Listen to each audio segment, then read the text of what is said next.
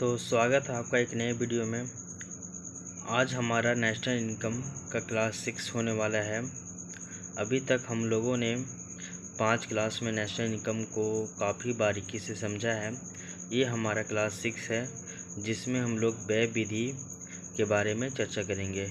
पिछले 2 क्लास में, एक क्लास में उत्पादन विधि और दूसरे क्लास में आय विधि को हम लोगों ने समझा था। आज हम लोग व्यय विधि यानी कि एक्सपेंडिचर मेथड को हम लोग समझेंगे।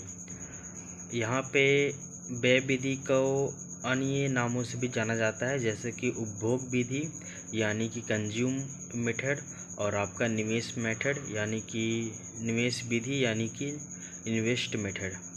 तो आइए स्टार्ट करते हैं व्यय विधि को। तो व्यय विधि का जो परिभाषा होता है वो देख लीजिए। व्यय विधि के अंतर्गत राष्ट्रीय आय का आकलन एक वित्तीय वर्ष में यानी कि एक फाइनेंशियल ईयर में सभी फाइनल गुड्स एंड सर्विसेज यानी कि सभी अंतिम वस्तु एवं सेवाओं के उपयोग में होने वाले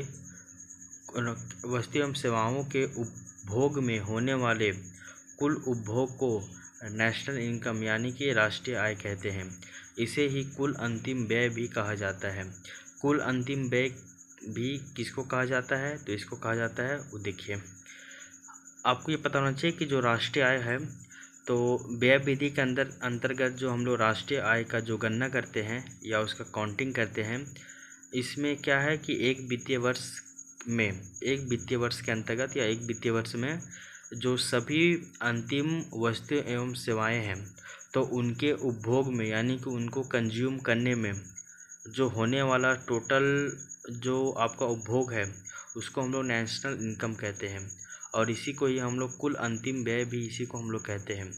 और कुल अंतिम व्यय जो है वही आपका समग्र मांग यानी कि एग्रीगेट डिमांड है ना। आगे देखिए, कुल अंतिम व्यय जो है इसके 4 घटक होते हैं।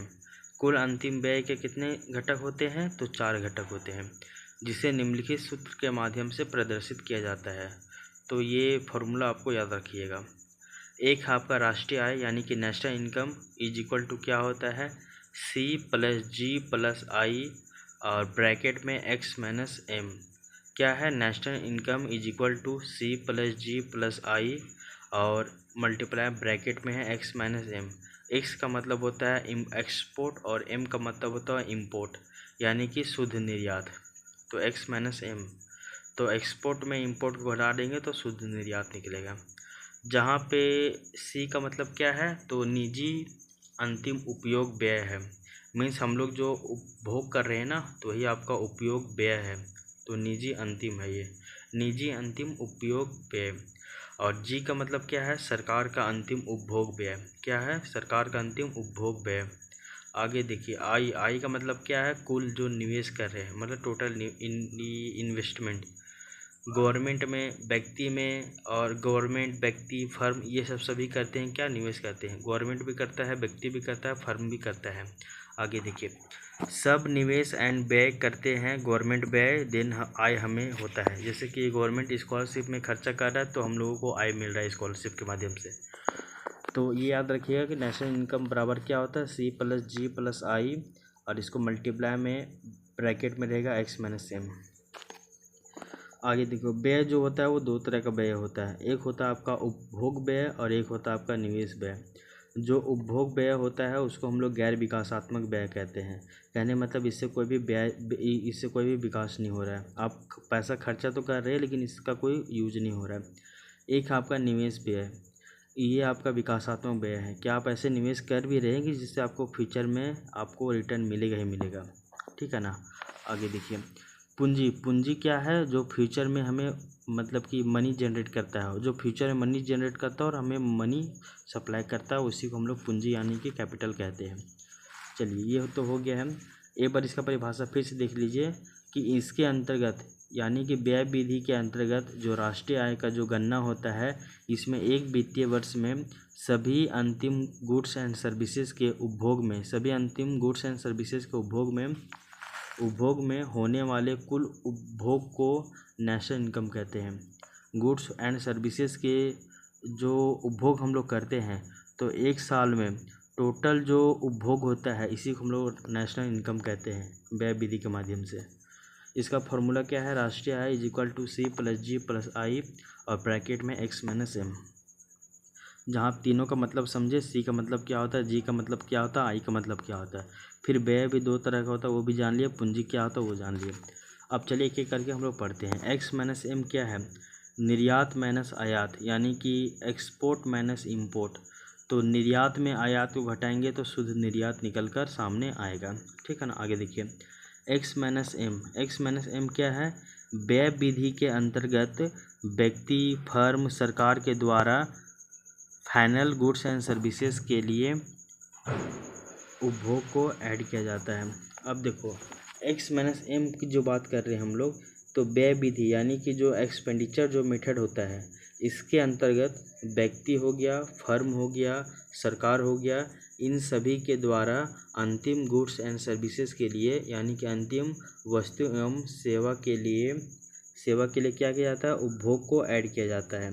जो अंतिम गुड्स एंड जो फाइनल जो गुड्स एंड सर्विस होता है उसका जो उपभोग होता है यानी कंज्यूम होता है उसको इसमें ऐड किया जाता है एक्स माइनस एम में, निर्यात माइनस आयात इज इक्वल टू शुद्ध निर्यात।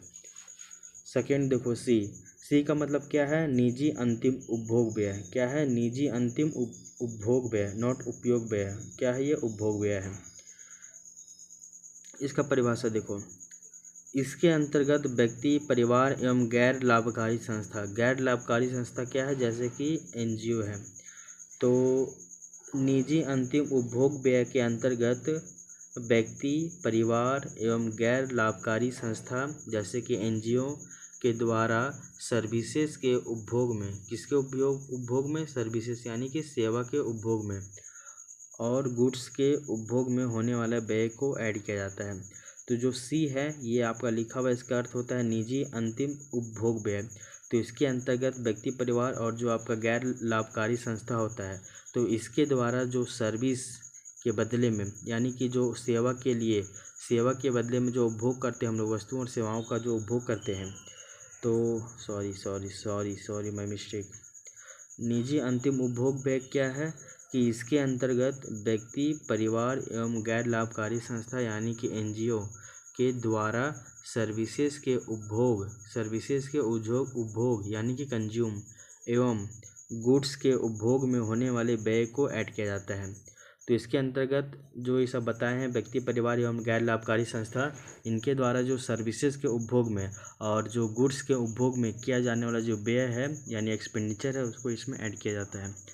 नेक्स्ट थर्ड नंबर है आपका जी। जी का मतलब होता है गवर्नमेंट के द्वारा अंतिम उपभोग व्यय। क्या बोले, गवर्नमेंट के द्वारा अंतिम उपभोग व्यय क्या होता है वो देखिए। गवर्नमेंट के द्वारा गुड्स एंड सर्विसेज के उपभोग में किए जाने वाला व्यय को इसके अंतर्गत ऐड किया जाता है। कहने का मतलब है गवर्नमेंट जो है वो गुड्स एंड सर्विसेज के उपभोग में किए जाने वाला जो व्यय करता है उसको इसके अंतर्गत शामिल करते हैं। जैसे कि गवर्नमेंट जो है वो राफेल खरीदा, कोई और विमान खरीदा, क्रूज विमान खरीदा, कोई मिसाइल खरीदा, तो वो तो गवर्नमेंट व्यय कर रहे हैं ना। वही एग्जाम्पल के लिए लोक प्रशासन में व्यय यानी कि पब्लिक एडमिनिस्ट्रेशन में जो एक्सपेंडिचर करता है, व्यय करता है। सैन्य व्यय यानी कि मिलिट्री एक्सपेंडिचर, सेना हेतु हथियारों का उत्पादन या फिर आयात में होने वाला व्यय। तो जो सेना है हमारे पास, जो मिलिट्री फोर्स है, आर्म फोर्स है, इन लोगों के लिए हथियार तो चाहिए ना हम लोगों को भैया। तो या तो आप हथियार को उत्पादन कीजिए या फिर हथियार को आप आयात कर लीजिए दूसरे देशों से। आप उत्पादन कीजिएगा तो भी आपको कुछ ना कुछ अमाउंट जो है वो एक्सपेंडिचर के रूप में आपको खर्च करना ही होगा, और अगर आयात भी करते हैं तो बदले में आपको पैसा वो है वो आपको देना ही पड़ जाएगा। आगे देखिए, इसे गवर्नमेंट का जो है वो गैर विकासात्मक व्यय कहते हैं, क्योंकि आप राफेल खरीद रहे हो, ये एक दिन बाद ख़राब हो जाएगा, ये सड़ जाएगा, ख़राब हो जाएगा, तो ये आपका गैर विकासात्मक व्यय है, ऐसा सर का कहना था। बट हम ऐसा नहीं मानते हैं। आगे देखिए, आई का मतलब होता है निवेश व्यय यानी कि इन्वेस्ट एक्सपेंडिचर। आई का मतलब क्या होता है, निवेश व्यय। इसमें क्या है देखो, इसके अंतर्गत व्यक्ति, फर्म एवं गवर्नमेंट के द्वारा वैसे फाइनल गुड्स एंड सर्विसेज के खरीद में व्यय किया जाता है जिनका यूज अगेन उत्पादन प्रक्रिया में किया जा सके। कहने का मतलब क्या है कि निवेश व्यय क्या है कि इसके अंतर्गत जो या तो कोई व्यक्ति हो या तो कोई फर्म हो या फिर गवर्नमेंट, ये वैसे फाइनल गुड्स एंड सर्विसेज के को खरीदने में पैसा खर्च करेंगे जिनका उपयोग अन्य वस्तुओं के उत्पादन में हो सके। एग्जाम्पल के लिए समझो, कार जो है वो दो तरह से यूज हो सकता है। कार को आप उपभोग वस्तु भी बना सकते हैं, कार को आप पूंजीगत वस्तु भी बना सकते हैं या पूंजी वस्तु बना सकते हैं। कैसे? अगर आप पर्सनल यूज के लिए गाड़ी खरीदे हैं तो वो आपका उपभोग व्यय है, लेकिन वही अगर आप कि भाड़ा गाड़ी खरीदे हैं लेकिन उसको भाड़े पे लगा दिए तो आपका पूंजी निवेश हो गया, ये पूंजी वस्तु हो गया, या फिर वही आपका निवेश व्यय हो गया। तो अब इससे तो आपका अन्य वस्तुओं के उत्पादन में तो सहायता मिल ही रहा है ना। तो हाँ, तो कहने का मतलब है व्यक्ति हो गया, फर्म हो गया या फिर गवर्नमेंट, वैसे जो अंतिम गुड्स एंड सर्विसेज को खरीदने में ये जो खर्चा करते हैं जिनका उपयोग अगेन उत्पादन प्रक्रिया में किया जा सके। समझा ना? आगे देखो, दोबारा अगेन निवेश व्यय को फिर से दो भागों में बांटा जाता है। जो निवेश व्यय है आई, उसको फिर दो भागों में बांटा जाता है। एक को हम लोग बोलते हैं फिक्स इन्वेस्टमेंट और दूसरे को हम लोग बोलते हैं इन्वेंटरी यानी कि स्टॉक। फिक्स इन्वेस्टमेंट क्या है वो देखो, इसमें फर्म द्वारा खरीदा गया मशीन ETC यानी कि एग्जाम्पल और भी सही इत्यादि, जैसे कि इसमें फर्म के द्वारा खरीदा गया मशीन, परिवार या व्यक्ति के द्वारा बनाया गया घर एंड गवर्नमेंट द्वारा इंफ्रास्ट्रक्चर में किया गया व्यय, ये सबको इत्यादि को इसमें शामिल किया जाता है। फिक्स इन्वेस्टमेंट में स्थायी निवेश, एक बार आप बना दिए, एक बार आप निवेश कर दिए तो आप बहुत सालों तक उसके लिए निश्चित रह जाएगा। जैसे कि आप घर बना दिए तो क्या आपको बार बार घर बनाने की टेंशन रहता है क्या? नहीं, उसी में आप केवल रिनोवेशन करवाते रहते हैं ना। फर्म को एक मशीन खरीदा, बहुत बड़ा मशीन खरीदा है, क्या उसको फिर मशीन खरीदने की ज़रूरत पड़ेगा? नहीं। गवर्नमेंट जो इंफ्रास्ट्रक्चर में रोड बना दिया, रेलवे बना दिया, तो उसके बाद फिर उसको बार बार उसमें खर्चा करना पड़ेगा क्या? नहीं, केवल उसको रिनोवेशन करवाते रहना पड़ेगा बार बार बस। लेकिन वो एक बार इंफ्रास्ट्रक्चर बना दिया तो वो आपका फिक्स इन्वेस्टमेंट हो गया। उसी तरह इन्वेंट्री स्टॉक भी होता है। वो क्या होता है देखो, पिछले फाइनेंशियल ईयर यानी कि पिछले वित्तीय वर्ष में उत्पादित जो गुड्स एंड सर्विसेज होता है जिनको बेचा नहीं जा सकता था या जिसको बेचा नहीं जा सका, ऐसे गैर विकृत यानी कि जो बिका नहीं, तो ऐसे गैर विकृत गुड्स एंड सर्विसेज को यानी कि वस्तु एवं सेवा को स्टॉक कहते हैं। स्टॉक मतलब इन्वेंट्री कहते हैं कि मतलब जो बना था पिछले वित्तीय वर्ष में लेकिन वो बेचा नहीं जा सका, वो विकृत नहीं हुआ, तो उसको स्टॉक में बोलेंगे कि भैया इतना स्टॉक बचा हुआ है, वो आपका स्टॉक कहलाता है, जिसे फर्म के लिए एक प्रकार का निवेश माना जाता है। तो इन स्टॉक को भी ना एक प्रकार से निवेश ही माना जाता है, क्योंकि वो उसका नेक्स्ट साल में उसका यूज होगा, इसलिए उसको निवेश मानते हैं हम लोग। आगे देखो X-M यानी कि शुद्ध निर्यात क्या है। सो देखो, एक फाइनेंशियल ईयर कहने का मतलब एक वित्तीय वर्ष में आयात एवं निर्यात के अंतर को X-M को मतलब क्या कहते हैं, इसको आयात एवं निर्यात के जो अंतर होता है इसी को हम लोग क्या कहते हैं, तो इसी को हम लोग बोलते हैं शुद्ध निर्यात कहते हैं। यद्यपि निर्यात पर होने वाला व्यय विदेशियों के द्वारा किया जाता है, बट निर्यात होने पर गुड्स एंड सर्विसेज का उत्पादन घरेलू सीमा के भीतर होता है। कहने का मतलब क्या है देखो, एक बार फिर से समझो, शुद्ध निर्यात क्या होता है, X-M क्या होता है। एक वित्तीय वर्ष में आयात एवं निर्यात के अंतर को X-M कहते हैं यानी कि शुद्ध निर्यात कहते हैं। यद्यपि शुद्ध निर्यात किसको कहते हैं, समझ में आ गया ना, कि एक फाइनेंशियल ईयर में आयात और निर्यात का जो अंतर होता है उसी को हम लोग शुद्ध निर्यात कहते हैं। आगे देखो, यद्यपि निर्यात होने पर, निर्यात मतलब होता है कि अपना सामान को दूसरे देश में बेचना, और आयात मतलब दूसरे देश के सामान को अपने देश में लाना।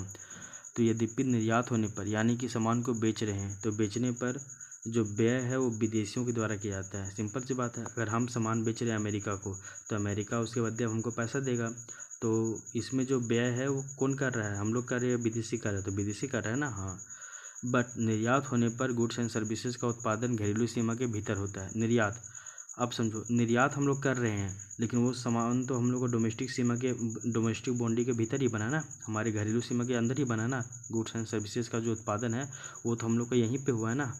ठीक है, घरेलू सीमा के भीतर होता है तो इस कारण व्यय विधि के अंतर्गत नेशनल इनकम की गणना में निर्यात को शामिल किया जाता है। कहने मतलब क्या है, देखो जब हम लोग कोई चीज़ को निर्यात करते हैं उसमें तो हम लोग कोई व्यय तो नहीं कर रहे हैं ना, उसमें तो व्यय तो विदेशी कर रहा है ना, उसमें पैसा तो हमारे पास आ रहा है ना कि पैसा जा रहा है। अगर हम आयात करते कोई चीज़ों को मंगाते तो उसमें तो हमारा पैसा जाता ना, तो ठीक है। लेकिन यहाँ पे तो हमारा खर्चा नहीं हो रहा है, फिर भी हम लोग नेशनल इनकम का जो हम लोग गणना करते हैं व्यय विधि के अंतर्गत, तो उसमें हम लोग शुद्ध निर्यात को यानी कि निर्यात को उसमें ऐड करते हैं। क्यों ऐड करते हैं? क्योंकि उसको निर्यात करने के लिए हम जो गुड्स एंड सर्विस जो बना है वो तो हमारे घरेलू सीमा के भीतर ही बना है ना, इसलिए उसको हम लोग व्यय विधि के अंतर्गत राष्ट्रीय आय की गणना में निर्यात को हम लोग शामिल करते हैं। वहीं का मतलब वहीं आगे देखिए, वहीं दूसरी ओर आयातित मतलब जो दूसरे देश से हम लोग मंगाते हैं, तो वहीं दूसरी ओर आयातित जो आपका गुड्स एंड सर्विसेज है यानी कि वस्तु एवं सेवा है, उसका उत्पादन जो है वो घरेलू सीमा से बाहर हो रहा है। स्वाभाविक सी बात है, अगर अमेरिका से कुछ मंगा रहे हैं तो उसका उत्पादन अमेरिका में ही हुआ होगा ना, हमारे देश में तो नहीं होगा ना, तो सिंपल सी बात है। वहीं दूसरी ओर आयातित जो आपका गुड्स एंड सर्विसेज है उसका जो उत्पादन है वो घरेलू सीमा से बाहर हुआ, तो ऐसे में कहाँ पे हुआ? घरेलू सीमा से बाहर विदेश में हुआ। तो इस कारण NI यानी कि नेशनल इनकम की गणना में इसको हम लोग ऐड नहीं करते हैं। आयात को ऐड करते हैं क्या? नहीं करते हैं, केवल किसको करते हैं? निर्यात को करते हैं। तो शुद्ध निर्यात किसको बोलेंगे? तो आयात में निर्यात को घटा देंगे तो शुद्ध निर्यात निकल कर आ जाएगा। आगे देखो, घरेलू सीमा के अंतर्गत एक फाइनेंशियल ईयर में उत्पादित फाइनल गुड्स एंड सर्विसेज पर होने वाले व्यय के कुल योग को राष्ट्रीय आय कहते हैं। मतलब है कि घरेलू सीमा यानी कि डोमेस्टिक बाउंड्री के अंतर्गत एक वित्तीय वर्ष में उत्पादित अंतिम वस्तु एवं सेवाओं पर होने वाले व्यय के कुल योग को राष्ट्रीय आय कहते हैं। इसके अंतर्गत व्यय विधि के अंतर्गत। अब देखिए इसमें क्या है, एक और चीज़ समझिए आप कि व्यय विधि से राष्ट्रीय आय का हम लोग आकलन करते हैं। कैसे करते हैं व्यय विधि से राष्ट्रीय आय का आकलन? वो देख लीजिए। राष्ट्रीय आय का हम लोग भी आपको फॉर्मूला बताए थे कि national income is equal to C+G+। व्यय विधि से राष्ट्रीय आय का आकलन कैसे किया जाता है?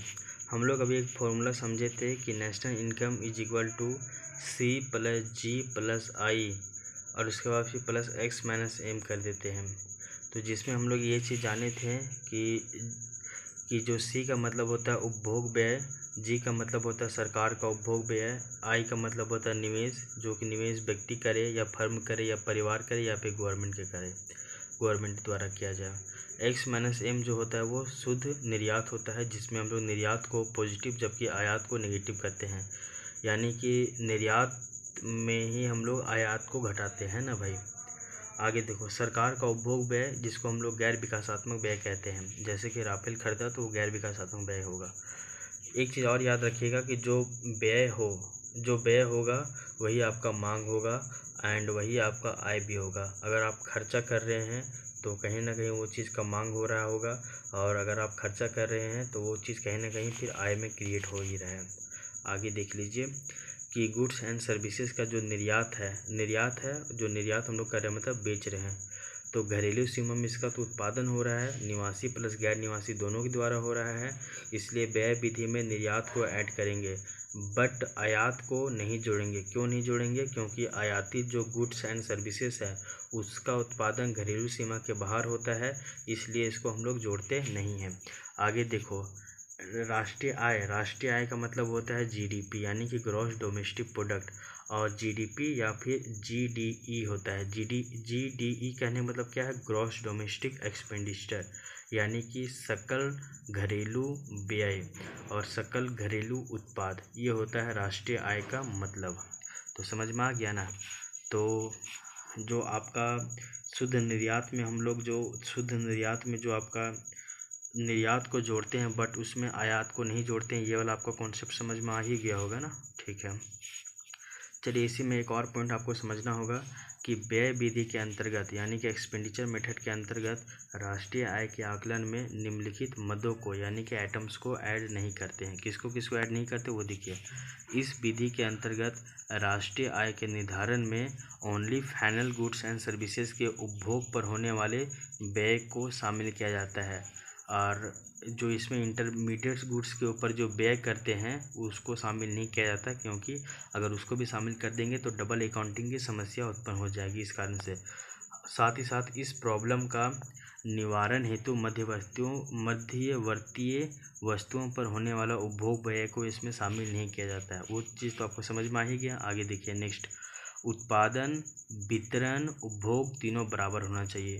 तीनों में कहीं भी नेशनल इनकम को माप सकते हैं हम लोग या मेजर कर सकते हैं। आपको पता चल गया, अगर उत्पादन जहाँ पे हो रहा है अगर वहाँ पे मापे तो उसको बोलेंगे उत्पादन विधि, ठीक है ना। जहाँ फिर आपका उपभोग विधि, उपभोग की विधि के द्वारा हम लोग मापेंगे तो हम लोग बोलेंगे उसको व्यय विधि, है ना। उपभोग करने में जितना व्यय कर रहे हो वहाँ पे व्यय विधि हो जाएगा, ठीक है। आगे देखिए, कार खरीदे 10 लाख में, तो इसमें टायर, इंजन सब का प्राइस जुड़ा रहता है ना, अलग से तो उसमें जुड़ा नहीं रहता है ना, ठीक है। आगे देखो, सेकेंड हैंड गुड्स पर जो होने वाला जो व्यय होता है उसको नेशनल इनकम में हम लोग काउंट नहीं करते हैं। साथ ही साथ जो शेयर होता है, जो बॉन्ड होता है, उसमें जो होने वाला जो व्यय है उसको भी हम लोग नेशनल इनकम में काउंट नहीं करते हैं, उसको भी हम लोग ऐड नहीं करते हैं, वो भी जान लीजिएगा। साथ ही साथ ये चीज़ भी जानिए कि बॉन्ड एंड शेयर क्या होता है, स्टॉक मार्केट क्या होता है, शेयर क्या होता है, ये सबको आपको अलग से पढ़ना ही होगा, आप इसको पढ़िएगा। एक चीज़ और समझिए, एक और कॉन्सेप्ट है कि शेयर एंड जो बॉन्ड में जो होने वाला व्यय है उसको नेशनल इनकम में तो शामिल नहीं किया जाता है, इसके वैल्यू एडिशन को हम लोग इसमें शामिल करते हैं। वैल्यू एडिशन यानी कि मूल्यवर्धन को इसमें शामिल किया जाता है। एग्जांपल के लिए कि अगर शेयर का कीमत था पहले 10, अभी हो गया 11, तो कितना वैल्यू एडिशन हुआ, तो एक वैल्यू एडिशन हुआ ना, एक बढ़ा ना, तो एक को ही केवल इसमें ऐड करते हैं, किसमें, नेशनल इनकम में। आगे देखो, गवर्नमेंट के द्वारा किया जाने वाला जो हस्तांतरित व्यय है यानी कि ट्रांसफ़र जो एक्सपेंडिचर है, जैसे कि विधवा पेंशन, आपका स्कॉलरशिप, आपका रिटायरमेंट में मिलने वाला पैसा, इन सभी को भी नेशनल इनकम में ऐड नहीं करते हैं। जैसे विधवा पेंशन, वृद्धा पेंशन, छात्रवृत्ति, बेरोजगारी भत्ता ETC को नेशनल इनकम में ऐड नहीं करते हैं। साथ ही साथ जो स्व उपभोग यानी कि सेल्फ कंज्यूम हेतु जो उत्पादित गुड्स एंड सर्विसेज है उसके ऊपर जो होने वाला व्यय है उसको भी हम लोग नेशनल इनकम में ऐड नहीं करते हैं। तो समझ में आ गया ना कि नेशनल इनकम में किसको ऐड करते हैं, किसको ऐड नहीं करते हैं, वो सब आप एक बार इसको फिर से देखिएगा ना तो आपको समझ में आ जाएगा। तो ये था हमारा क्लास नंबर 6 कंप्लीट। अब एक और क्लास आएगा जिसमें हम लोग जानेंगे कि राष्ट्रीय आय के अन्य घटक क्या है, जैसे कि PCI है उसको जानेंगे, जैसे कि आपका डिस्पोजेबल इनकम है उसको जानेंगे, फिर जानेंगे राष्ट्रीय बचत क्या होता है इसके बारे में जानेंगे, फिर हम देखेंगे कि GDP और GVA में क्या अंतर है वो सब जानेंगे। उसके बाद हमारा नेशनल इनकम का जो टॉपिक है वो हमारा पूरी तरीके से कंप्लीट हो जाएगा। आज के लेक्चर में हम लोग क्या समझे कि व्यय विधि क्या होता है। व्यय विधि को उपभोग विधि भी कहते हैं, निवेश विधि भी कहते हैं। इसका डिटेल से इसका एक्सप्लेनेशन समझे।